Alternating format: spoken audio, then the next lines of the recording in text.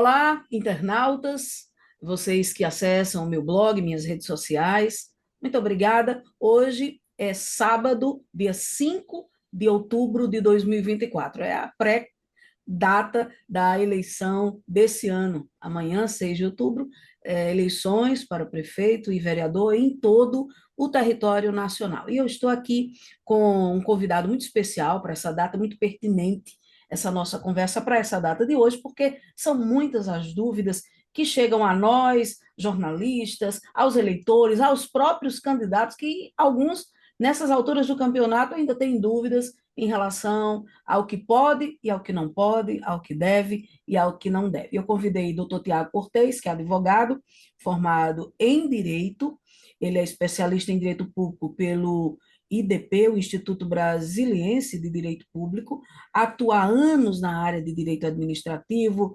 municipal, eleitoral, civil, é membro da Comissão de Transição do Governo do Estado do Rio Grande do Norte, né? Foi nesse período aí de 2010, ex-secretário de Estado de Justiça e Cidadania do Rio Grande do Norte, e eu acho que o currículo dele já está mais atualizado, mas, na verdade, doutor Tiago, quando a gente pensa em direito eleitoral, pensa logo nele. Doutor Tiago, bom dia. Seja bem-vindo em pleno sábado aqui, que a gente está trabalhando e o senhor nos ajudando a dar as informações. Eu gostaria em primeiro lugar, cumprimentá-lo, agradecer pela sua participação aqui nessa nossa entrevista. Tudo bem? Bom dia, Suerda. Bom dia a todos que estão nos ouvindo e nos assistindo, né? Hoje tudo é multimídia. É uma Verdade. satisfação muito grande falar para todo o Rio Grande do Norte através do seu canal, Obrigada. todo o Siridó principalmente, e estamos aqui para colaborar no que for possível para que a gente tenha uma eleição tranquila, é a reta final, Reta é aquilo que final. todo mundo trabalhou para chegar amanhã, né? E finalmente chegamos perto do dia. Exato. Eu vou começar de uma forma muito direta. Hoje é sábado, véspera de eleição. Primeira pergunta é: até que horas os candidatos eles podem realizar propaganda eleitoral hoje, sábado, e em quais canais e de que forma?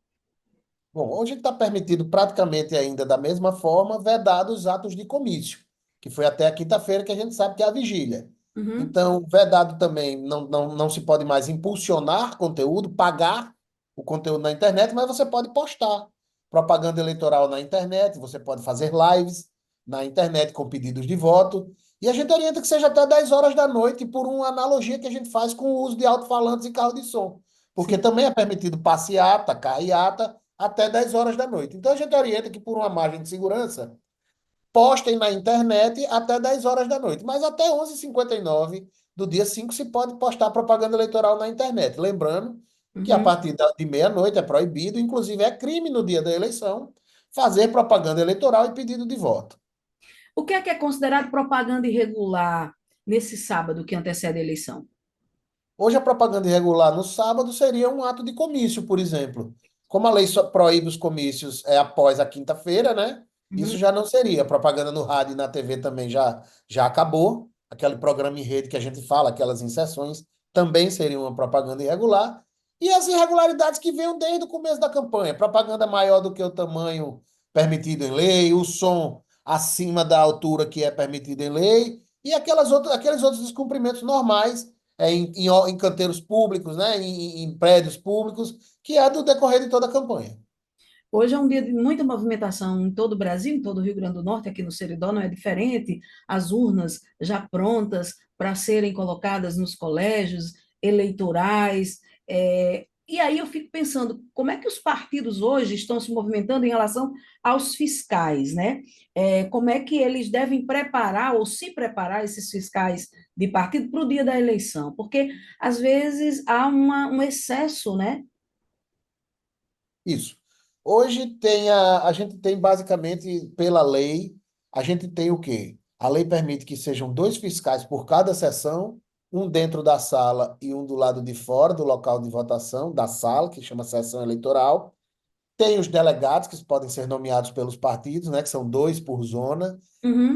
tem aqueles fiscais que os partidos colocam, chamam os fiscais de rua, para registrar e para denunciar os crimes eleitorais, o transporte de eleitor irregular, algum eventual abuso de algum outro candidato. Esses aí são aqueles fiscais, vamos dizer, mais informais do partido. E o que a legislação permite são esses fiscais dentro da sessão, no dia da eleição, e um do lado de fora, além de 2 delegados por zona. Tudo isso para acompanhar o Uhum. início da votação, o transcorrer da votação e a apuração. Quando é que o eleitor ele se transforma num fiscal também? Olha, o eleitor ele pode ser um fiscal, inclusive ele pode se manifestar no dia da eleição, desde que de forma individual e silenciosa. Ele pode levar sua bandeira, ele pode botar seu botão, pode fazer aquela sua camisa não padronizada de algum candidato, ele colocar lá o que ele quiser numa camisa, mas Uhum, de forma individual e silenciosa. Todo eleitor, todo cidadão que presencia um crime, ele pode denunciar, uhum. procurar as forças de segurança, procurar o Ministério Público, procurar a Justiça Eleitoral, né? Agora, é importante que se faça uma prova bem feita e produzida para que a justiça possa apurar o fato. A gente sabe que os candidatos, eles não podem ser presos, né? Nesse período Eles não ele- podem ser presos por mandatos de prisão anteriores. Em flagrante, flagrante, assim, pode. a possibilidade de prisão, exatamente. Então, é, quais são as penalidades previstas na lei eleitoral para quem violar essas regras eleitorais aí hoje, amanhã, seja candidato, seja o próprio eleitor também, né? Certo. Não existe uma pena única, porque os crimes também são vários. Por exemplo, o crime de compra de voto, que é gravíssimo, ele vai de 1 a 5 anos a penalidade. Tem o crime, aquele crime que todo mundo achava que antes podia e já não podia, mas não era crime e agora é crime, que é aquele derrame de santinhos na frente da sessão eleitoral. Esse crime ele é de 6 meses a 1 ano, a 2 anos, eu acho. Mas a Isso hoje penalidade é vai crime. para o candidato ou vai para quem está fazendo e é Vai se flagrado? apurar, vai se abrir Vai uma se apurar. investigação e quem for o responsável vai ser penalizado. E se for um candidato e ficar provado que o candidato tinha pelo menos ciência ou participou indiretamente, ele pode ter o mandato cassado, além de sofrer as penalidades da lei. Mesmo depois E de eleito nas urnas, ele pode ser cassado. mesmo depois de eleito, se a investigação chegar à conclusão de que qualquer candidato praticou esse crime do derrame de Santinhos, ele pode ser penalizado e perder o mandato. E também tem o crime de boca de urna, que é o pedido de voto no dia da eleição. Isso é crime hoje, certo? Então tem que ter muito cuidado, é o que a gente chama naturalmente da boca de urna. O pedido de voto no dia da eleição hoje é crime, seja pelos meios eletrônicos, que é fácil de provar, redes sociais, WhatsApp, tudo, seja pelo meio de boca a boca que a gente chama na rua. Por isso que chama de boca de. Doutor Tiago, quando a gente fala em compra de voto, a gente sabe as penalidades, a grande maioria sabe das penalidades para quem compra o voto. E para o eleitor que vende o voto, existe penalidade? Sueda, isso é uma crítica que eu faço há muitos anos mesmo. A mesma lei que diz que é crime comprar voto, diz que é crime receber para votar. A mesma lei, o Código Eleitoral lá de 1960 e pouco. Então, a mesma lei diz que é crime Uhum. comprar voto e é crime receber para votar.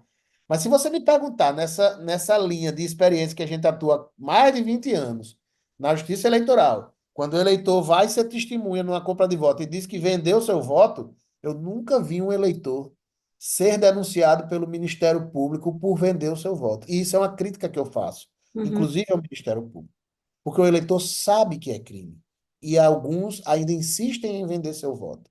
E esse crime é igual para quem compra e para quem vende.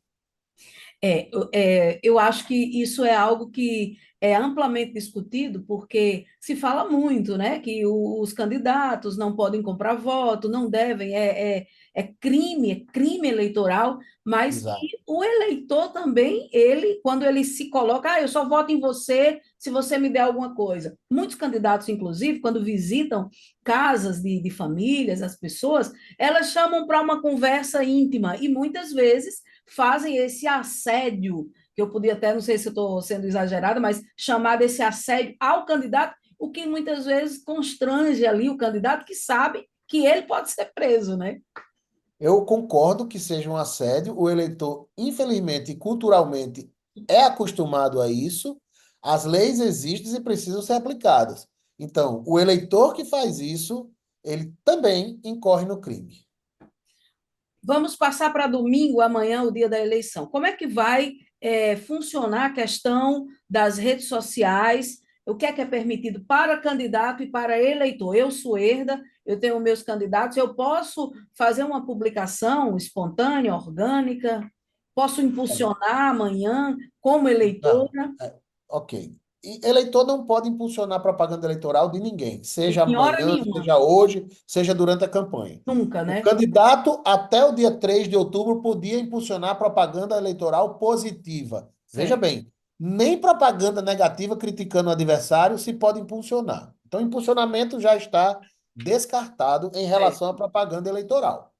O eleitor, como eu disse aqui, é permitido ao eleitor a manifestação individual e silenciosa pelo candidato de sua preferência, Uhum. seja na rua, seja em sua rede social. O problema disso é que a gente chama de perder a mão. Tem gente que diz, voto em fulano, pronto, acabou, morreu. E tem gente que fica postando, repostando, marcando tudo. Isso é um pedido de voto que é proibido no dia da eleição. Então, ao eleitor que queira manifestar a sua vontade, não tem problema nenhum, faça, mas faça com parcimônia, porque a Justiça Eleitoral pode Entendi. punir. E outra coisa, rede social fica gravado. Depois que você publica, para tirar é mais difícil. Então, Uhum. pensem, o eleitor que tiver com vontade de fazer isso, que seja muito apaixonado, faça sua manifestação individual e silenciosa, e aqui eu adiciono única na rede social, coloque lá, eu voto em fulano. Se quiser colocar hoje, Uhum. 11h59, assim, eu voto em fulano, melhor ainda, que não foi no dia da eleição, e a publicação vai ficar registrada. Agora, fazer propaganda intensivamente no dia da eleição é crime. Eu queria falar sobre uma questão que eu acho que está todo mundo esperando, que é a questão da lei seca. Como é que vai ser a questão da lei seca esse ano, especificamente aqui no Rio Grande do Norte? Bom, na verdade, a lei seca ela foi uma construção das secretarias de segurança pública. Não existe uma lei que determine isso. E as Não. secretarias de segurança pública editavam portarias dizendo que é proibido vender bebida alcoólica. Cada estado fazia Uhum. a sua edição, né? E esse ano, me parece que é a primeira vez, eu nunca tinha ouvido falar de antes, mas também eu vejo isso como muito natural, porque todo mundo tinha sua bebida em casa, comprava Sim, uma hora antes e bebia. Então, assim, é uma coisa. Existem normas que às vezes são publicadas, mas que não fazem muita diferença. Por quê? sim. Porque isso não vai inibir a fiscalização da segurança pública sobre isso. Quem estiver na rua, embriagado, bebendo e tumultuando o pleito, Causando desordem, né? vai ser punido do mesmo jeito. Eu tô... Seja com lei seca, seja. A lei seca servia mais para quem vendia do que para quem usava. Aham. Então Entendeu? dava um Então, eu acho que prejuízo o aí ao impacto disso comércio, é né? zero. Eu acho que o impacto disso na eleição é muito pequeno, Uhum. da não ter a lei Eu seca. pergunto isso porque, por exemplo, aqui em Caicó a gente tem uma cultura, né? E muitas pessoas de aos sábados à noite irem com as famílias lá para a Ilha de Santana. E ali leva sua bebida, sua mesa, seu cooler, né? Fica ali ao redor uma espécie de piquenique. E eu acho que de hoje para amanhã as pessoas estão em dúvida em relação a isso. Então, eu gostaria de saber se os Deixa eu só eleitores esclarecer. A lei seca proíbe a venda de bebidas não consumam. e não o consumo, que não pode, não Eu existe posso esse. beber na ilha, então. Exato. Mas Com como minha... não vai ter a portaria, eu acredito que até a venda não vai ter Vai ter problema. problema, Né? né? As pessoas devem ir se quiserem fazer uso de bebida alcoólica, mas devem se comportar porque a ordem pública será mantida do mesmo jeito pelas forças de segurança. Eu acabei de passar ali perto do quartel da Polícia Militar e tem assim uns 40 ônibus que eu creio que sejam para levar policiais militares ao interior. Uhum, Taicó é muito bem policiada e todo mundo sabe disso. Então, assim, não é porque não vai ter o decreto ou uma portaria da lei seca uhum, que se pode fazer tudo, entendeu? E acredito que essa tradição de levar o cooler para a Ilha de Santana é mantida e uhum. desde que se faz, porque antes o povo dizia, eita, deu meia-noite, vamos fechar as coisas, vamos É. fechar os bares, né? Eu acho que isso pelo menos não vai existir mais. Como é que funciona, por falar essa questão da segurança, né? Que a gente precisa muito no dia da eleição, tem algumas cidades que têm forças que vêm para, aqui no Seridó, né? Que vêm para garantir Forças a federais também, né? tranquilidade, as forças federais, né? Esse monitoramento, doutor Tiago Cortez, das sessões eleitorais para evitar fraude, crime no dia da eleição, como é que isso acontece? Qual é o papel da justiça eleitoral e da polícia militar no controle de possíveis irregularidades? Olha, isso é uma coisa que sempre funcionou muito bem. As forças de segurança atuando junto com a Justiça Eleitoral, seja na carga das urnas, nos transportes das urnas, para não haver troca, são sistemas muito seguros e que Uhum, são todos abertos para a população, inclusive, e as instituições, a organização da sociedade civil fiscalizarem. Todos os partidos são convocados, as forças de segurança, todo mundo confere as urnas. Então, eu não acredito nenhuma hipótese de fraude nesse sentido. É aquela história, né? Às vezes o eleitor bota um número, diz que saiu a foto de outro. Isso é uma coisa que o povo fala no dia da eleição, mas nunca existiu. Então a polícia sempre, as forças de segurança sempre deram apoio à Justiça Eleitoral. A Justiça Eleitoral tem uma logística muito boa para esse tipo de distribuição de urna, inclusive para a substituição das urnas que não funcionaram adequadamente. O Rio Uhum. Grande do Norte, ele historicamente sempre foi um dos primeiros a apurar e sempre foi, a Justiça Eleitoral do Rio Grande do Norte sempre foi uma das primeiras a trabalhar a logística de entrega das urnas. Isso aí é um trabalho, não vou dizer perfeito, mas quase que perfeito da Justiça Eleitoral do Rio Grande do Norte. E isso inclui a questão do transporte de eleitores, né, no dia da eleição.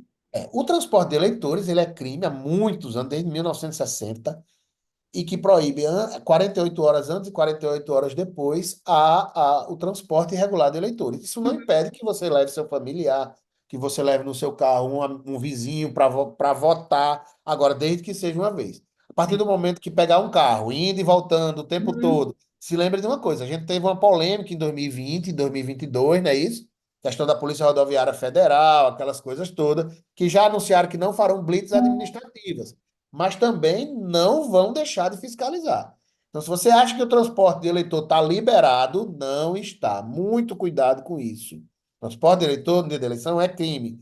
Uma viagem com uma pessoa de sua família, uma coisa é uma coisa. Agora, 10 viagens, o carro fazendo a mesma rota, tudo, não pode. Se lembrem que tem transporte de eleitor cadastrados na Justiça Eleitoral para realizar exatamente e legalmente esse tipo de transporte. As prefeituras apoiam, os partidos indicam veículos. Então, tudo isso já foi feito pela Justiça Eleitoral. Quem quiser usar seu veículo para transportar eleitor, muito cuidado. Qual é a sua avaliação? O senhor participou acompanhou, né? Deu assessoria, dá assessoria a muitos candidatos aqui no estado do Rio Grande do Norte, nesse período eleitoral também. Qual é a sua leitura dessa eleição? O que foi mais diferente nessa eleição de 2024, essa campanha de 2024, na sua concepção? Bom, na minha concepção, a pré-campanha. A pré-campanha, ela se destacou, né? Cada vez mais estão transformando a pré-campanha num período de discussão, até válido isso, mas para mim foi o que me marcou muito. A gente viu uma pré-campanha bem intensa, Uhum, daqueles candidatos que se planejaram mais, daqueles uhum. candidatos que se lançaram, né, há muito tempo. Isso a gente ainda nem consegue avaliar se é uma vantagem ou se é uma desvantagem, porque você acaba às vezes até cansando o eleitor com tanto material e tal, e o eleitor às vezes não quer aquilo. E tem eleitor que gosta disso. Então, eu acho que a análise final vai ser muito isso. Eu destaco muito os aspectos da pré-campanha. Em 2020, nós não pudemos ter uma pré-campanha do jeito que teve dessa vez, por causa da pandemia. É verdade. 2022, uma eleição geral, né? Não é igual a do interior de prefeito e Uhum. vereador. Então é a primeira eleição assim que eu vejo uma pré-campanha mesmo, dentro do interior, com cada candidato se lançando, jogando aquelas ideias sem pedir o voto explícito antes, e durante a campanha é o que a gente chama de cumprir tabela, é o pedir o voto, é o caminhar nas casas, tal. Então o que se destacou para mim foi a pré-campanha, os aspectos gerais da pré-campanha, né? E aí a gente vai ver o resultado disso amanhã. Como é que foi? Se um que se lançou dentro dos 3 meses ou 40 dias antes, como se saiu e como se saíram os que vêm se lançando pré-candidatos desde o do período permitido. Porque antes nem sequer existia a figura do pré-candidato. E hoje o que mais existe, a gente escutou até 15 de agosto, a figura do pré-candidato. É verdade. Doutor Tiago, a gente espera que amanhã seja um dia de muita tranquilidade, que todos votem, e cada vez mais o nosso sistema eleitoral, além de seguro, ele é rápido na nossa urna eletrônica, é exemplo para o mundo todo. Exatamente. Cidades como Caicó, por exemplo, que o senhor conhece tão bem, o senhor acha que, ao término, a gente vai conhecer quem vai governar Caicó nos próximos 4 anos, a partir de que horas? Olha, hoje essa velocidade de apuração, né? ela é grande. E outra coisa, os partidos têm um método paralelo de apuração. Aham, Cada fiscal desse que eu disse que fica dentro da sessão, ele já pega a foto do boletim de urna e manda para a coordenação de uma campanha. Então, com a foto do boletim, você já sabe quantos votos o candidato teve naquela sessão. sim. Então, assim, para a majoritária, para prefeito e vice, né, eu acho que é mais rápido, porque é É, só contar. Talvez a de vereador demore um pouco mais, mas eu acredito que em uma hora já se saiba o resultado da eleição majoritária. E agora a gente fez uma reunião sobre o dia da eleição na 23ª zona, tem um aplicativo da Justiça Eleitoral que lê o QR Code do boletim de urna. Então, isso. eu acho que ele já também faz essa apuração junta, né?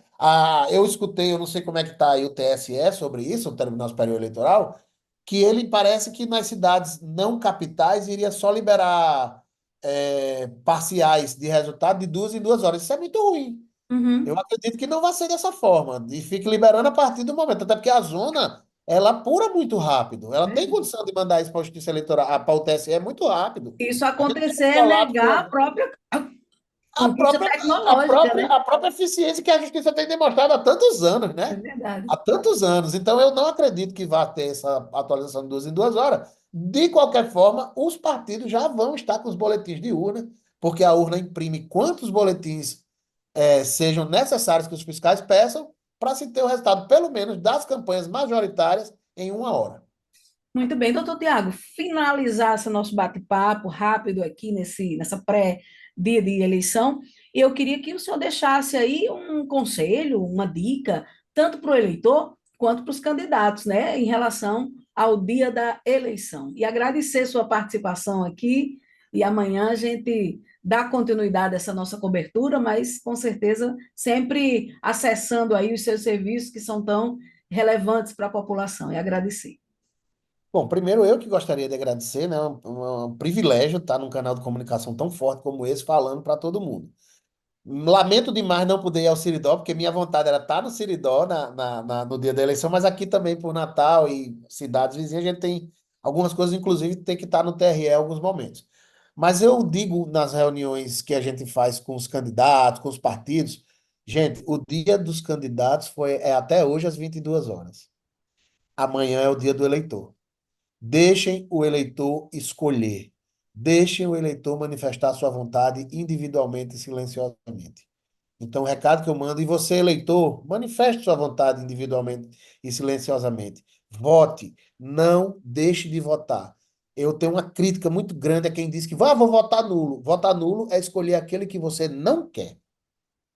Então, não deixe de votar. Se quiser fazer sua manifestação, faça. Mas amanhã é o dia do eleitor. É a hora de escolher o futuro de cada cidade do Rio Grande do Norte e do país. Então, votem consciente, votem certo. E estou à disposição, Suerda, para qualquer esclarecimento. Amanhã, não sei, vai ser um pouco corrido, mas a gente está sempre à disposição do seu canal. Tá bom, muito obrigada, doutor Tiago. Um grande abraço, bom trabalho para nós, né? Obrigado, boa trabalho.